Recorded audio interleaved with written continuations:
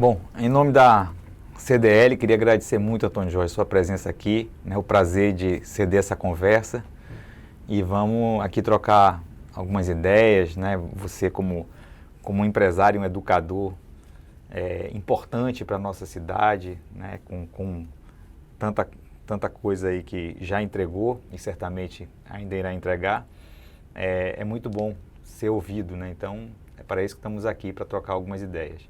E eu queria começar pelo princípio, né, sua origem, Santo Antônio de Jesus. Como é que foi para um menino de Santo Antônio de Jesus sair da sua cidade natal, chegar aqui até a capital? O que é que encontrou de diferente? Como é que foi esse sentimento, né, de chegada?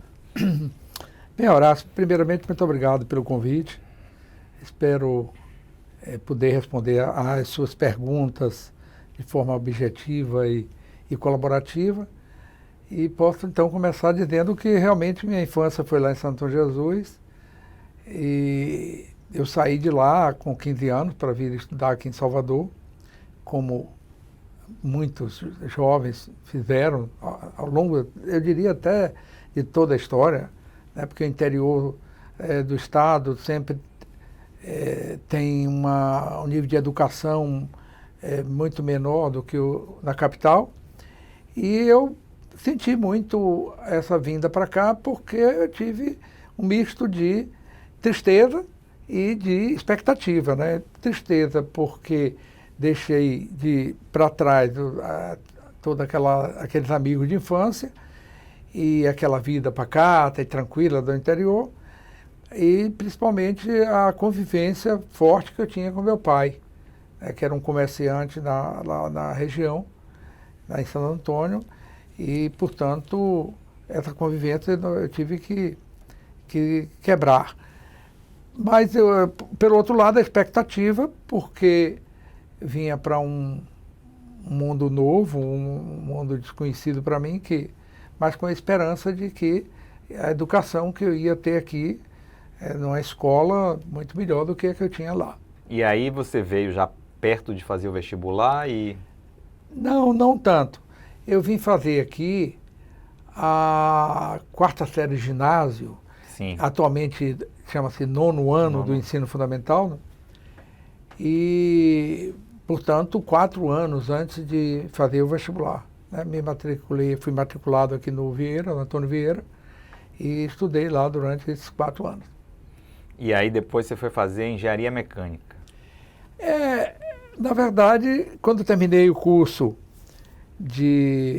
do antigo ginásio e colegial, atualmente ensino fundamental e ensino médio, isso foi no ano de 1966, eu então me dirigi para o curso de engenharia, né? Fiz o vestibular na Federal, na Universidade Federal da Bahia, a Escola Politécnica, e na verdade não existia ainda o curso de engenharia mecânica. Por isso eu ingressei na UFBA pelo curso de engenharia civil. Mas no ano seguinte, quando foi criado o curso de engenharia mecânica, então eu me transferi para o curso de engenharia mecânica. Sim, e o que é que você achou da formação de engenharia, né? Como foi contributiva para toda a tua vida para frente, em relação às atividades que você veio a desenvolver? Sem dúvida nenhuma, muito importante, porque eu tomei muito gosto por matemática, por física e por química no atual ensino médio. E o curso de engenharia, ele era naturalmente um curso que precisava dessas matérias, dessas disciplinas como base. Então, o que fiz foi melhorar ainda mais os conhecimentos nessas 3 disciplinas, e em especial em matemática, porque eu tive grandes professores de matemática, tanto no ensino secundário quanto na própria universidade, que tinha as disciplinas também de matemática. Aqui registro particularmente o professor Otamar Marques, que é uma unanimidade aqui na Bahia, e que foi meu professor lá. E, portanto, o curso de engenharia, mesmo sendo o de engenharia mecânica, que não foi o tempo todo civil, contribuiu muito para que eu aperfeiçoasse os conhecimentos nessa área e pudesse me transformar em um professor. Porque eu não exercia engenharia, né? Eu cheguei a fazer um estágio, né? Mas depois eu percebi que minha vocação realmente era muito mais para a docência, né? Eu tinha muita vontade de ensinar, gostava muito de ensinar. Então, acho que Salvador agradece essa sua opção.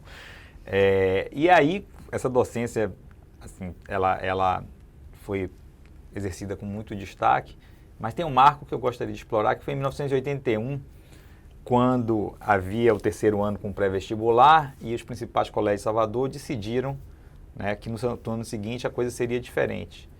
E aí, então, né, houve a ideia de fundar o Colégio Anchieta. Fala um pouquinho para a gente sobre isso aí. Foi um momento realmente muito especial aqui na educação aqui de Salvador, porque 5 principais colégios na época tomaram a decisão de encerrar aquele tipo de curso que, por coincidência, foi criado por um irmão meu, nos anos 61, 62, por aí, portanto, uns 20 anos antes. Foi ele que introduziu, junto com mais 3 colegas, esse sistema de terceiro colegial com pré-vestibular. Porém, quando esses 5 colégios tomaram a decisão unânime de, no ano de 82, não oferecerem mais esse tipo de curso, então eu procurei alguns professores que ensinavam nessas escolas. Não foram poucos, foram 20 e tantos, 25 por aí, e ofereci para eles a oportunidade de nós fundarmos um colégio. Inclusive, Regis oferecia a todos em um momento lá no restaurante Café do Teatro, restaurante Café do Teatro, que ficava no Canela, a oportunidade de todos serem sócios. E por cada um com suas razões, foi justificando que não teria interesse em ser proprietário da escola, porém, todos eles disseram que tinham interesse em ensinar nessa escola. E eram eu nem chamo de professores, eram os maiores e melhores educadores, né, das escolas privadas daqui de Salvador, na época. E aí, então, eu já tinha encontrado uma oportunidade de uma escola no Rio Vermelho que me ofereceu a possibilidade de o nosso colégio funcionar no turno vespertino, e assim fizemos. Então, em 82, todos esses professores quase todos foram dispensados dos 5 colégios que eu falei, e, portanto, quase todos vieram ensinar nesse colégio que se chamou na época, Anchieta. E foi sua primeira atividade empresarial? Não. 3 anos antes da fundação do Colégio Anchieta, eu já tinha fundado, junto com parentes de minha esposa, irmãos de minha esposa, uma concessionária Fiat em Santo Antônio de Jesus. Sim. Porque minha origem comercial, digamos assim, vem do comércio de peças de automóveis, porque meu pai tinha uma casa de peças de automóveis e eu, já com 10, 12 anos de idade, já ajudava ele nessa casa de peças. Então, quando criança, eu já tinha iniciado uma experiência no comércio. E esses meus cunhados também são filhos de um comerciante importante, muito forte, né, na cidade lá de Santo Antônio de Jesus naquela época. Aí, tanto meu pai quanto meu sogro são falecidos. E esses cunhados, eles se uniram comigo, né, se uniram a mim, e nós, então, pleiteamos uma concessionária Fiat em 77, mais ou menos, um ano depois da Fiat ter se instalado no Brasil, né, com a fábrica em Minas Gerais. E a Fiat, então, nos concedeu essa concessionária lá em Santo Antônio e em 78 ela foi inaugurada. Portanto, apesar de eu já ser professor aqui na época, já há bastante tempo, quase uma década, e morar aqui, esse negócio lá, essa concessionária passou a ser gerida por um desses cunhados meus, que por coincidência permanece até hoje na frente dessa concessionária. Portanto, enquanto a Anchieta fez 40 anos o ano passado, essa concessionária já está fazendo esse ano 44 anos. Poxa, bacana. E voltando ao Anchieta, essa decisão dos diretores das principais escolas baianas levou à criação do Anchieta. Você acha que se não tivesse havido essa decisão, o Anchieta nasceria mais à frente, ou realmente foi preciso esse estímulo para você levar a ideia de empreender no ramo da educação? Horácio, essa é uma pergunta muito interessante, porque mesmo antes desse episódio, eu já liderando um grupo de 4, 5 professores, já buscávamos uma opção para deixarmos de ser empregados dessas escolas. E o que significa que a gente procurava uma parceria com alguma escola em que a gente não fosse empregado delas, mas pudesse ministrar aquele tipo de curso que a gente ministrava nos 5 colégios que eu falei. Dentro desse colégio, por exemplo, um foi o Lisieux, Tereza de Lisieux, que nós procuramos para fazer essa parceria. Mas, na época, a proprietária do colégio não teve interesse nessa parceria e nós, então, não desistimos. Nós procuramos outras opções, né? De forma que, vamos dizer assim, aquele fato que aconteceu foi um fato que acelerou a criação do Anchieta. Mas eu acho que mais cedo ou mais tarde ele teria sido criado.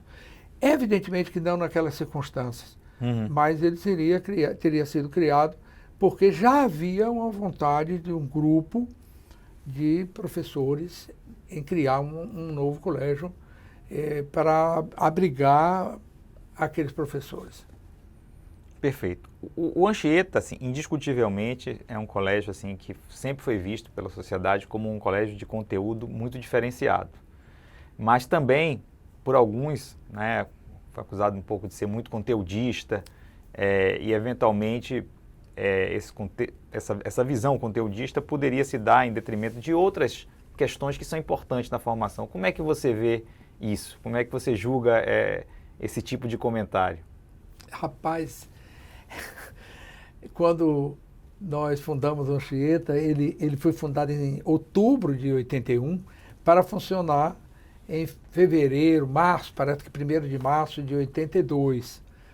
Observe que o tempo foi muito curto e nós, os fundadores, permaneciam ensinando. Quer dizer, o nosso tempo para estruturar esse colégio foi muito pequeno. Além de tudo, nós enfrentamos realmente esse carimbo que foi colocado no colégio como uma tentativa da concorrência, foi bem identificado na época, uma tentativa da concorrência para, digamos assim, sabotar, dificultar o sucesso do empreendimento.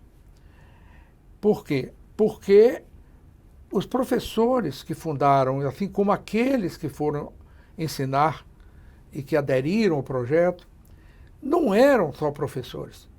Eles eram educadores, eles não eram apenas especialistas em ensinarem na terceira série do ensino médio, antigamente terceiro colegial com pré-vestibular, para o aluno passar em vestibular. E já eles eram os professores das melhores escolas de Salvador. E é evidente que a influência do professor na formação do aluno é muito grande. Então, se eles estavam abraçando aquele projeto, é porque aquele projeto era um projeto semelhante ao que eles estavam acostumados a praticar e exercer.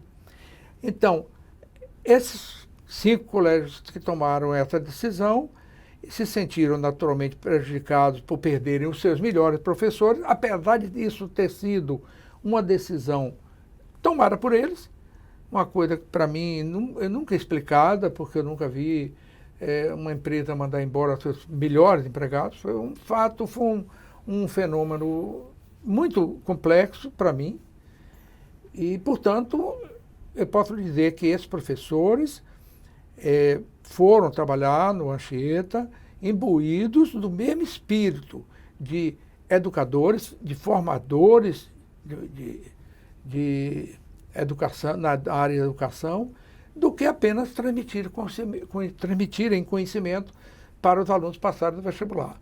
E isso é tão verdadeiro que poucos anos depois, o próprio Anchieta demonstrou para a sociedade que ele se tratava de um colégio de excelência, porque as instalações eram precárias, as pessoas iam para lá, não somente porque iam para passar no vestibular, porque também tinham gincanas, porque eles tinham uma série de eventos que tinham nas outras escolas, né, que existiam nas outras escolas, e que eles que completam a educação de um adolescente ou de um jovem em qualquer escola. Perfeito. Quando você fala da associação, né, formada pelos principais colégios, mantenedores das escolas particulares, a gente pode pensar em explorar de uma outra forma. Certamente eles se juntam porque é mais fácil você, de alguma forma, estabelecer regras de funcionamento, defender os interesses coletivos conjuntamente.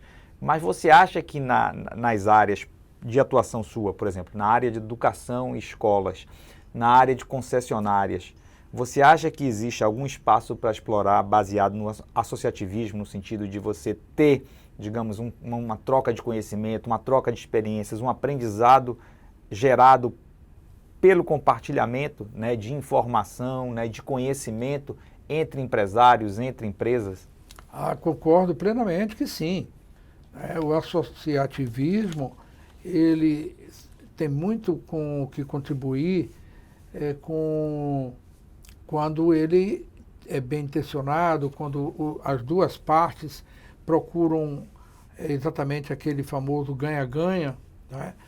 E nós temos um exemplo prático, né, nosso setor e na nossa gestão, que foi a associação que nós fizemos entre o Colégio Anchieta e a escola Cores e Letras, que funcionava no loteamento Aquários. Uhum. E daí surgiu o Anchietinha Aquários, né? Os próprios proprietários da escola Cores e Letras, né, que era mantida por uma instituição chamada Grilo Falante, Empreendimentos Educacionais, essa associação fez com que nós somássemos, né, as experiências, os patrimônios, e terminou resultando num colégio que até hoje está aí. Foi um colégio fundado em 2007, esse Anchietinha Aquários, tem 15 anos, e tem prestado excelente serviço.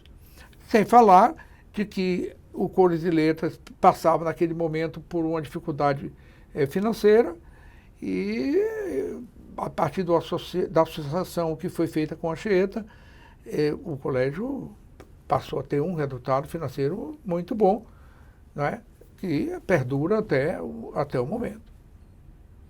Bom, deixando... Só um minutinho, por favor. Claro, à vontade. Porque você falou também sobre na área concessionária. Perfeito. Acho também que, da mesma forma, a sinergia que se pode conseguir nessas associações é muito grande e, portanto, pode ser aplicada também da mesma forma. Antônio Jorge, de 15 anos para cá, a gente teve um encolhimento do mercado de venda de veículos. Nós chegamos a ter 300 mil veículos por ano e hoje a gente está com valor mais ou menos na ordem de metade dessa quantidade. Lógico, existem fatores diversos, mas queria que você explorasse um pouco assim, a perspectiva do futuro. Como é que você vê esse setor mais à frente? Bom, a redução da produção, principalmente mais recentemente, que foi uma redução não só aqui no Brasil, mas também mundial, decorreu de basicamente dois fatores, que são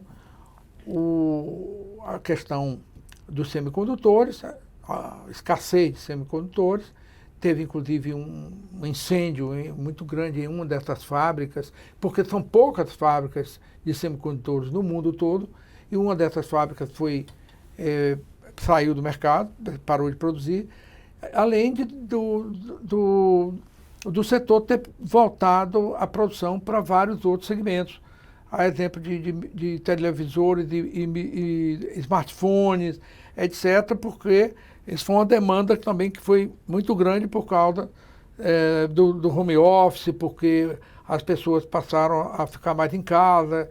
Então, o aumento do consumo desses produtos foi maior. Então, os semicondutores que eram voltados para a indústria automotiva, eles começaram a escassear, e isso impactou bastante na produção mundial e, naturalmente, nacional de veículos.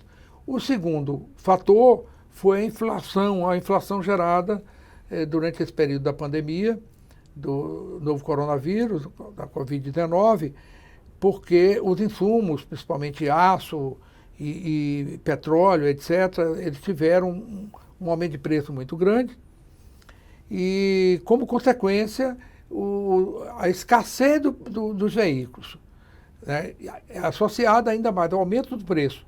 Isso terminou, né, por reduzir o mercado consumidor.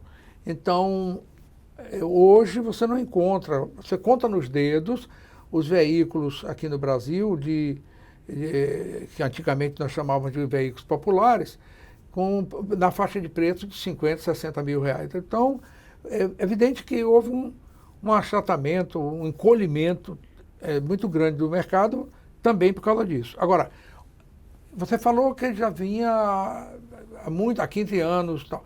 Na verdade, o mercado mundial não encolheu nos últimos 15 anos, como aconteceu aqui no Brasil.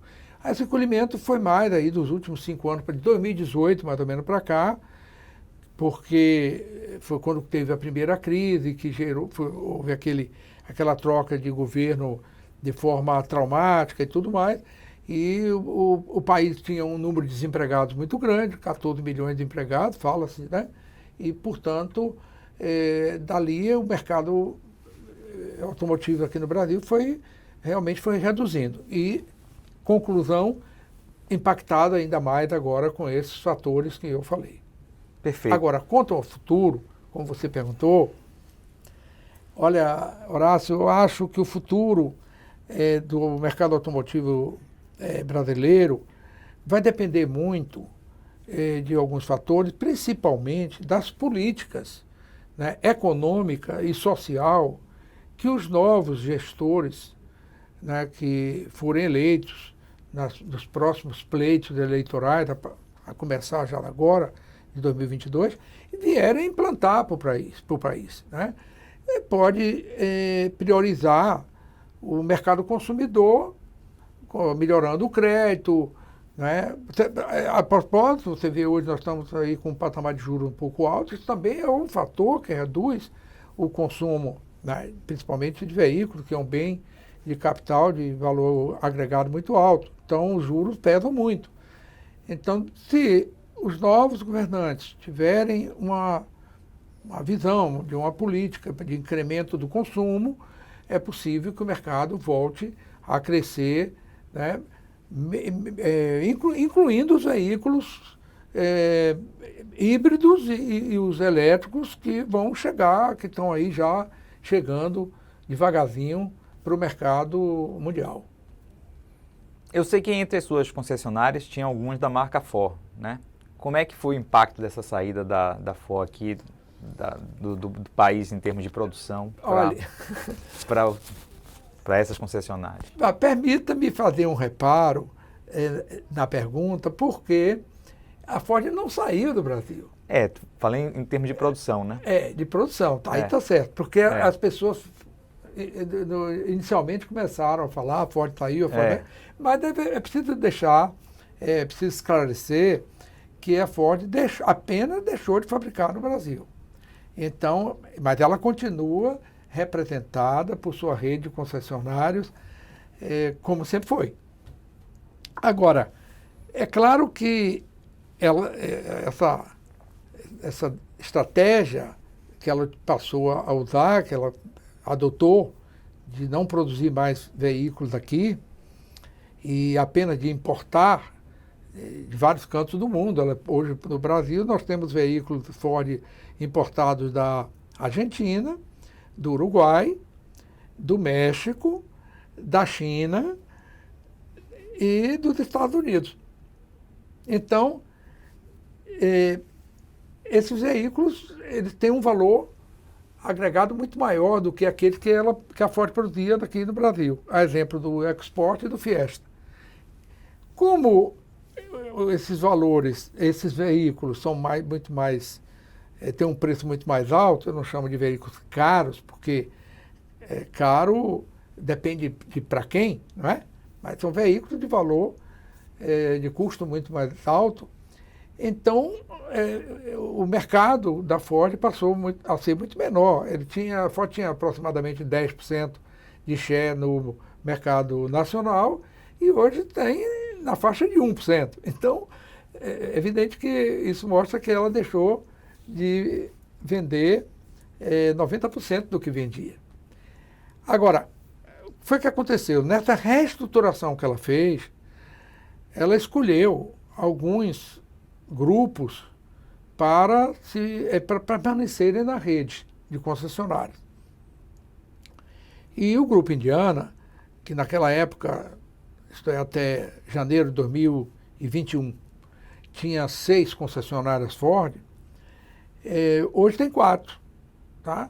É verdade que naquela época havia outros concessionários. Aqui em Salvador havia mais 2 concessionários. Em Jiquié tinha 1. Em Teixeira de Freitas e Eunápolis também tinha um outro grupo, as 2 cidades. Feira de Santana tinha 1. Então, hoje só há 2 grupos de concessionárias Ford na Bahia.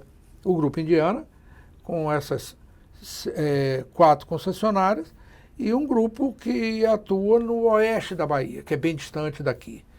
Nós só não estamos atuando lá nessa região, de Luiz Eduardo Magalhães, de Barreiras, e, portanto, o impacto foi grande. Né? Não podemos negar que o impacto foi grande. Agora, é verdade que a gente precisava vender muito mais para poder fazer o mesmo resultado que a gente pode fazer atualmente. O parque circulante vai ser reduzido, nós sabemos muito bem que vai haver uma redução do movimento de pós-vendas, mas durante algum tempo isso vai permanecer e acreditamos que o tamanho das concessionárias vai terminar sendo menor. Perfeito. Agora, você falou aí durante a nossa conversa que o grupo teu, né, com os teus negócios na educação, nas concessionárias, chegou a ter 2.300 colaboradores. Hoje está na faixa de 1.300, o que é bastante gente. É muito emprego gerado. Eu queria saber um pouco, dentro das características dos colaboradores, das pessoas que você trabalhou, né, que você teve contato na tua vida, quais são as características que você vê que mais diferenciam positivamente as pessoas? Ou seja, aquilo que você diz, poxa, quando eu encontro isso, né, numa pessoa, eu me sinto assim, recompensado. Eu acho que assim, meu critério de seleção deve ser observar para essas questões, para essas competências especificamente. Olha bem, primeiro essa questão do número de funcionários. Nós tínhamos, o Grupo Indiana tinha um número maior de funcionários. Inclusive, uma das razões foi essa, da redução do tamanho das concessionárias Ford. Mas esse número que eu falei, de 2.300, é porque ele agregava o número de funcionários dos colégios. Como é sabido aqui na cidade, o Grupo Educacional Anchieta resolveu transferir as escolas para um grupo chamado Rede Inspira de Educadores, com sede no Rio de Janeiro, e que já administra várias escolas no Brasil. É um grupo também de muita credibilidade, que nós escolhemos com muito critério, muito carinho para poder passar o bastão desse negócio, e que nós temos certeza que esse grupo vai cuidar dos colégios Anchieta e São Paulo com o mesmo cuidado que nós sempre cuidamos desde a fundação do Anchieta e desde a aquisição do Colégio São Paulo. Então, esse número de 2.300 funcionários engloba eram na época 800, mais ou menos, funcionários das escolas. Hoje, nós temos somente o grupo das concessionárias, com aproximadamente 1.300 funcionários, e nós, respondendo agora objetivamente a sua pergunta, nós consideramos como muito importante, como competência das pessoas para trabalhar conosco, a honestidade, né? Nós prezamos muito por atitudes de pessoas honestas, o comprometimento das pessoas com as empresas, a dedicação, né? E também a sensibilidade para compreender os problemas dos outros e resolvê-los, né? Porque nós temos do funcionário que tem uma função menos, digamos assim, que não faz contato com o público, né? Ao gestor, gerente geral de cada concessionária, de cada loja e tudo, e passando, então, por vendedores, passando por mecânicos, etc. Então, cada uma dessas pessoas, né, liderada por algum gestor, ela precisa ter atitude desse tipo que eu falei para você, em todos os aspectos, né? Nós temos alguns lemas nas nossas concessionárias, que a exemplo do prometeu, cumpra.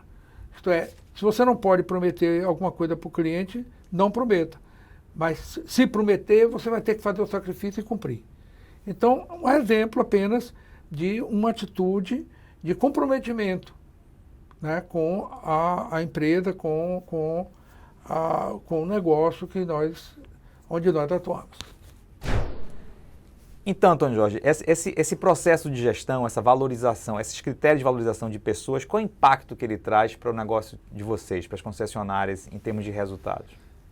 O melhor possível. O melhor possível porque o cuidado que nós temos com os funcionários, com constantes promoções, porque nós estamos sempre criando novas concessionárias no grupo. Durante a pandemia, nós criamos 12 concessionárias, durante a pandemia, nos 2 anos da pandemia. Inauguramos 12 concessionárias no estado da Bahia. Uhum. Então, esse cuidado que temos, promovendo essas pessoas para esses novos negócios, e o cuidado que nós temos no atendimento ao cliente, trouxeram para nós vários prêmios junto às montadoras.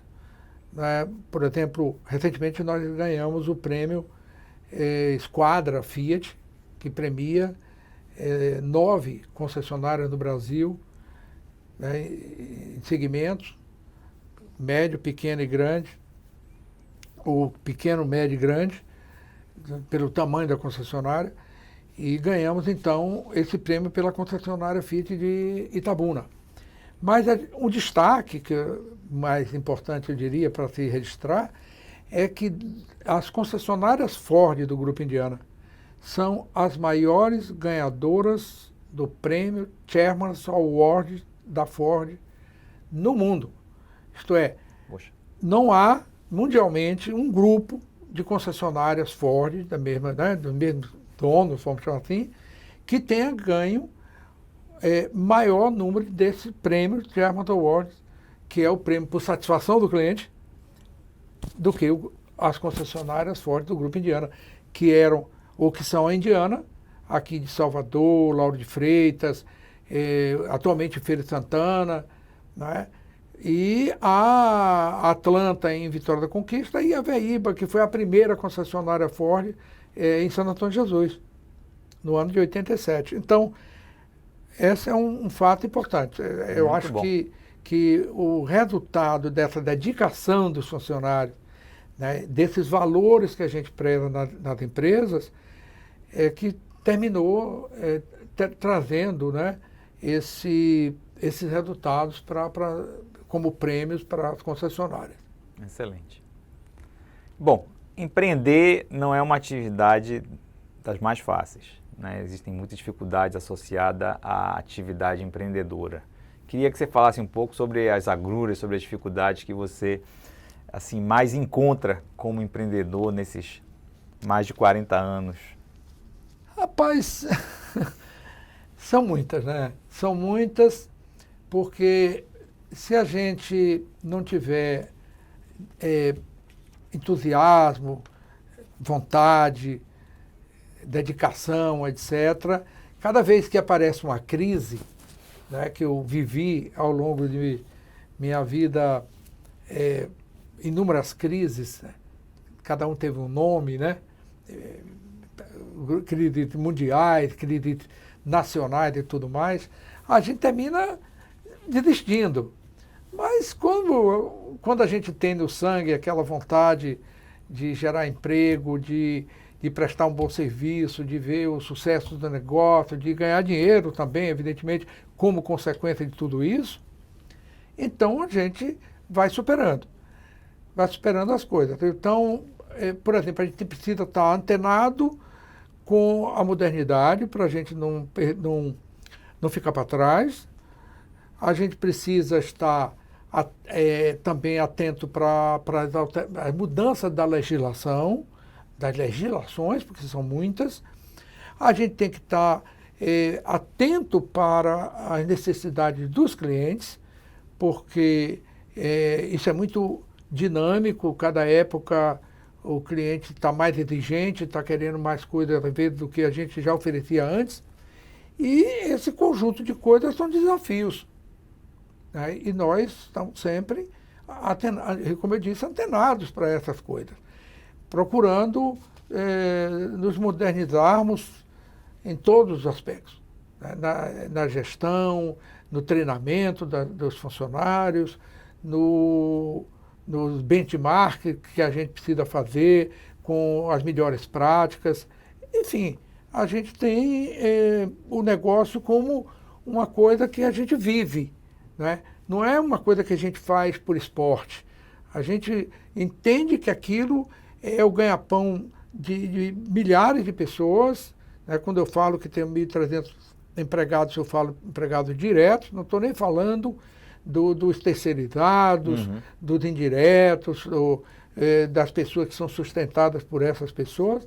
Então nós sentimos que temos um compromisso muito grande social para fazer com que nós não deixemos as coisas sem uma dedicação, vamos chamar assim, um apego grande ao negócio. Bacana. E nessa dinâmica, né, de dia a dia da atividade empresarial, certamente são muitos momentos de decisão, né? Tem decisões que são corriqueiras do dia a dia, mas eu queria falar um pouquinho sobre aquelas decisões mais impactantes. Você vai abrir uma nova concessionária, você vai fazer um novo investimento, Como é que se dá esse processo decisório dentro do teu grupo? Nós temos no Grupo Indiana o Conselho de Sócios, do qual eu sou presidente, e temos um mini conselho, que é um um mini conselho formado por sócios, mas aqueles sócios fundadores do grupo, lá de Santo Antônio de Jesus. Aqueles lá, os primeiros, né? Sim. Porque alguns dos atuais sócios, eles chegaram um pouco depois e principalmente como promoções. E quando nós temos que realmente decidir alguma coisa de impacto, que venha dar algum tipo de impacto, então nós nos reunimos, a depender do caso, com o conselho, no conselho ou no mini conselho, e democraticamente, sempre, nós ouvimos cada um e em seguida, então, geralmente, por votação, nós tomamos as decisões. Apesar de, particularmente, minha família ter a maioria do negócio no grupo Indiana, nós nunca tomamos uma decisão sem a concordância dos demais. Isso, inclusive, foi uma prática nos colégios, dos 40 anos de existência dos colégios. Um irmão meu e eu, né, nós tínhamos maioria, sempre tivemos maioria da societária, mas nunca tomamos uma decisão sem a concordância dos outros dois sócios. Isto é, para nós, a melhor forma de errar, isto é, para mim em particular, a melhor forma de errar é você decidir as coisas sozinho. Então, eu não faço questão de ter os bônus, certo? Eu gosto de dividir os bônus, assim como também gosto de dividir os ônus. Isto é, prefiro que todos considerem que são importantes nas decisões, portanto, nos bônus, como também assumam as consequências dos ônus. Então, para mim, essa é a política que eu acho adequada, ideal na gestão em sociedade. Muito bom. Agora, falando um pouquinho de competitividade, né? Competitividade no negócio de concessionárias. Muito frequentemente, a decisão de comprar um veículo, ela se dá em função de preço, né? Então, se você tem o mesmo veículo sendo vendido por diferentes concessionárias, algumas vezes o critério preço é determinante na sua escolha. Como é que é tratada essa questão da busca da competitividade por preços nas empresas do grupo? Então, o Grupo Indiana está no mercado automotivo, explorando a área de concessionária há quase 45 anos. E, portanto, os gestores das concessionárias têm uma grande experiência de comprar e vender. Porque sua pergunta é uma pergunta que remete exatamente à arte do comércio. Sim. Que é como comprar e como vender. Uhum. Então, eles sabem muito bem as técnicas que devem ser utilizadas de abordagem do cliente, de ver como atender a necessidade do cliente, de não prometer aquilo que não possa cumprir, como eu já lhe falei. E isso tudo faz parte do processo de venda, né? Porque o cliente, ele às vezes entra na concessionária focado no preço, mas muitas vezes ele não entra focado no preço, ele está procurando aquele veículo que melhor atenda a ele. É claro que pode acontecer ele ter uma outra concessionária da mesma marca que possa oferecer o veículo por um preço mais adequado para ele. Mas, às vezes, a valorização do seminovo pode, em uma concessionária, divergir da outra. É um fator que pode fazer um cliente comprar um carro, às vezes, novo por um preço um pouco mais alto, ou por alguma outra estratégia, algum outro tipo de desconto promocional que uma montadora esteja fazendo e que outra não esteja, né? Ou seja, de uma marca tenha aquela promoção, outra marca não tem, então ele pode preferir um carro mais barato ou mais caro, dependendo também desses fatores. Então, acho que isso tudo a gente ainda pode adicionar aos programas de incentivos que às vezes as montadoras oferecem. Uma montadora oferece em determinado momento um programa de incentivo que outra montadora não está oferecendo. Então, aquilo pode levar o cliente a decidir também por uma compra por causa desse fator. Eu estou falando isso comparando marcas diferentes. Porque quando você tem um mercado múltiplo, em que você tem várias concessionárias da mesma marca, aí eu acho que o diferencial para o cliente não está no preço, está no atendimento, está naquilo na confiança que ele deposita no vendedor, na assistência que ele vai ter depois, né? Enfim, esses fatores todos que podem influenciar na compra do veículo por um cliente. Bacana, Antônio Jorge. Falar agora de reconhecimento, né? Você foi reconhecido como cidadão, apesar de ser de Santo Antônio de Jesus, soteropolitano e conquistense.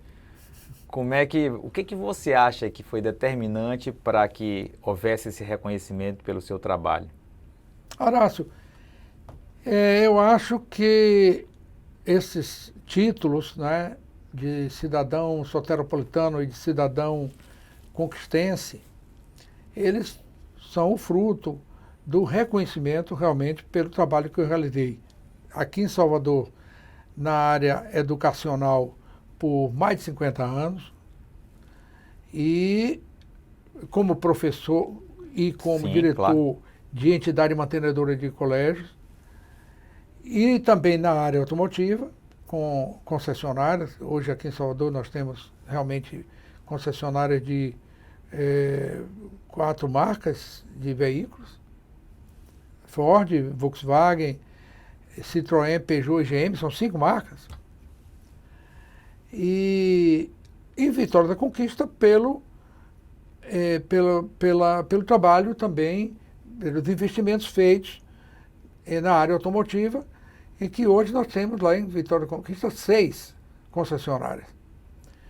Então, acho que é um reconhecimento por essa contribuição para a sociedade, né, gerando empregos, pagando impostos, e focado no fim social da empresa. E eu só tenho a agradecer esse reconhecimento, porque isso me traz, evidentemente, muita alegria e muita realização, muito sentimento de realização profissional. Certamente. Bom, queria falar um pouquinho agora sobre inovação. É sabido que a gente tem uma competitividade hoje em dia em qualquer setor baseado na capacidade inovativa. Como é que você vê esse processo de inovação nas concessionárias e como é que se dá esse processo de inovação dentro das concessionárias do grupo? Bom, nós estamos sempre antenados, muito ligados nesses processos de inovação. Porque, afinal, quem ficar parado não precisa ir andar para trás, basta ficar parado para poder ser superado. Então, nós temos, por exemplo, a oportunidade de sermos convidados por montadoras para participarmos de projetos pilotos que elas querem implantar, né, para a rede, e escolhem certos grupos no Brasil para participarem desses projetos. Nós temos também setores, estou falando agora só das concessionárias, setores dentro das concessionárias que estão buscando novos sistemas, novos aplicativos,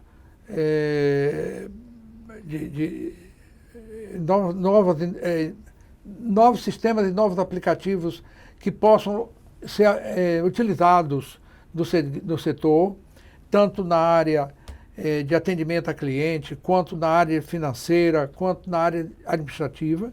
Então, nós estamos sempre focados em estarmos atualizados, né? Não sei, talvez você queira algum exemplo concreto de... Sim, seria interessante. Eu cheguei até a escrever aqui, né, que nós somos hoje um grande parceiro da nossa da soft house que utiliza o DealerNet. O DealerNet é um sistema bastante utilizado pelas concessionárias de veículos do Brasil todo, e nós estamos desenvolvendo junto com eles aplicativos exatamente para o enriquecimento do sistema DealerNet. Então nós somos um grande parceiro da Software House, Software House DealerNet, porque contribuímos com isso.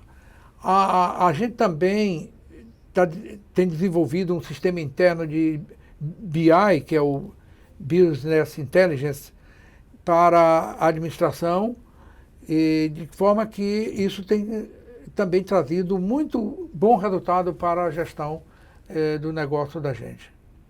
Perfeito. Queria agora explorar um pouco a capacidade da gente discutir um pouco questões futuras e falar desse cenário que a gente vive. A gente vive num cenário, a sociedade está sempre em mudança, né? Mas a gente está diante de questões que vão ser muito impactantes nos próximos anos. A gente tem um processo de mudança climática forte no mundo todo, né? Assim, que talvez determinante de uma agenda de sustentabilidade, e talvez a sustentabilidade mais à frente tenha um valor muito alto. E temos questões como a inteligência artificial e o uso da tecnologia da informação que podem ser bastante disruptivos no futuro próximo, né? E como é que você vê, aí eu não estou falando só do negócio concessionário, mas de uma perspectiva mais ampla, como é que você vê esse futuro e como é que você vê a adaptação da sociedade a essas necessidades causadas pelo processo de mudança climática e pelas alterações, inclusive no mundo do trabalho, causado por um processo progressivo de inserção de inteligência artificial? Se nós olharmos aí, aliás, tá o tempo todo circulando nos WhatsApp da vida, né? Como houve nos últimos 100 anos a evolução de determinados costumes, né, de determinados bens, utensílios, etc. Até agora, nós vemos como nos últimos anos essa evolução foi um salto imenso. Nós estamos vivendo um momento de rápidas transformações. Essas coisas que você acabou de falar, no setor automotivo em particular, estamos caminhando celeremente para veículos autônomos, para veículos com zero poluente, que é exatamente uma busca de controle da poluição mundial, e de veículos interconectados, isto é, se comunicando entre si. Perfeito. Então, na área automotiva, nós podemos enxergar isso. E não vai demorar muito tempo. Creio que até, por exemplo, em alguns países da Europa já tem determinações legais de que até 2025, 2028, a partir daí já não se terão mais produções de veículos a combustão, de maneira que isso, mais cedo ou mais tarde, talvez em 10 anos, a gente tenha aqui no Brasil muito mais intenso do que temos no momento, evidentemente, mas inexoravelmente iremos ter. Eu acho também que em todos os segmentos, não é somente no automotivo, essas transformações são inevitáveis, né? Nós temos, por causa da educação, a pandemia, esse terrível mal pelo qual o mundo passou, deixou como resultado o home office da intensidade que nunca se imaginava. O que inclusive afetou costumes e negócios de toda a natureza. Então, essa videoconferência, por exemplo, que era uma coisa esporádica, hoje passou a ser habitual. Então, essa é uma mudança dos costumes em decorrência dessas transformações que nós estamos vendo, né, em decorrência dessas coisas que você pontuou. Então, eu naturalmente não tenho mais muito tempo para viver essas futuras muito tempo ainda. transformações, mas tenho certeza que elas vão impactar bastante a vida de todos os cidadãos do mundo todo. Por falar em vida de cidadãos do mundo todo, como é que você vê essa vida? Você é uma pessoa assim otimista em relação ao futuro assim do país e do nosso estado? Não estou falando a curto prazo, estou falando uma coisa mais, perspectiva mais longa, né? Horácio, eu sempre fui um otimista. Portanto, não poderia deixar de continuar a ser um otimista. Eu, por ser um empresário, por ter criado várias empresas, só podia ser um otimista. Porque quem é pessimista não faz nada. Não faz nada pensando no amanhã, né? Pensando no amanhã, perfeitamente. Agora, com relação ao futuro, tanto do Estado como do Brasil, futuro médio prazo, longo prazo, isso vai depender muito dos governantes que nós tivermos. Porque, você sabe, os países, os estados, as cidades, os estados, os países, eles têm uma forte influência dos seus governos. Se o governo é um governo voltado para determinado segmento, aquele segmento cresce. Se ele é voltado para um outro segmento, é aquele outro segmento que cresce. Então, precisamos de governantes sérios, comprometidos, para visando ao benefício da sua população, da população do país, do estado e do município, comprometidos principalmente em evitar roubar e que outros roubem. Isso em qualquer lugar do mundo precisa isso ser levado em conta. É preciso que eles tenham um comprometimento com o social e juntamente com o econômico. E se nós tivermos governantes com essa qualidade, com esses princípios, nós só podemos esperar que um país com a riqueza que o Brasil tem seja, e que hoje já é e poderá se tornar ainda mais o celeiro do mundo para alimentar esses bilhões de seres humanos que tem pelo mundo todo. Só esperamos que tudo seja o melhor possível. Muitíssimo obrigado, Antônio Jorge, pela conversa, pelo papo aqui, foi ótimo.